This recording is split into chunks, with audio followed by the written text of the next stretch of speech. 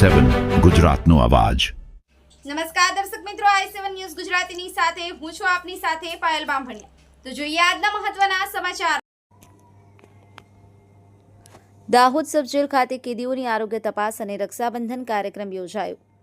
મળતી માહિતી મુજબ દાહોદ જિલ્લાના સબ જેલ ડોકી ખાતે મુખ્ય જિલ્લા આરોગ્ય અધિકારી શ્રીના માર્ગદર્શન હેઠળ તેમજ જિલ્લા ટીબી HIV ઓફિસર શ્રીના સહયોગથી Gujarat state AIDS control society Ahmedabad દ્વારા દાહોદ જિલ્લામાં કાર્યરત નેશનલ એઇડ્સ કંટ્રોલ પ્રોગ્રામ અંતર્ગત ફરજ બજાવતા ડાબકુ, ART, ICTC, TI, LWS અને GSNP અને સુરત દ્વારા કાર્યરત સમગ્ર સંસ્થાના તમામ બહેનો દ્વારા સબ જેલના કુલ 210 કેદીઓની આરોગ્ય તપાસ કરી રૂટીન સ્ક્રીનિંગ કરવામાં આવ્યું તથા રક્ષાબંધનના તહેવાર નિમિત્તે તમામ કેદીઓની રાખડી બાંધવામાં આવી હતી। આ કાર્યક્રમમાં નેશનલ એઇડ્સ કંટ્રોલ પ્રોગ્રામ અંતર્ગત તમામ સંસ્થાઓના કર્મચારીઓ અને સબ જેલના અધિક્ષક શ્રી, આરોગ્ય વિભાગના કર્મચારીઓ તથા કેદીઓ હાજર રહ્યા હતા। બ્યુરો ચીફ કાળુભાઈ ડામોર સાથે cameraman Sensing Bariya, i7 news Gujarati, Dahod.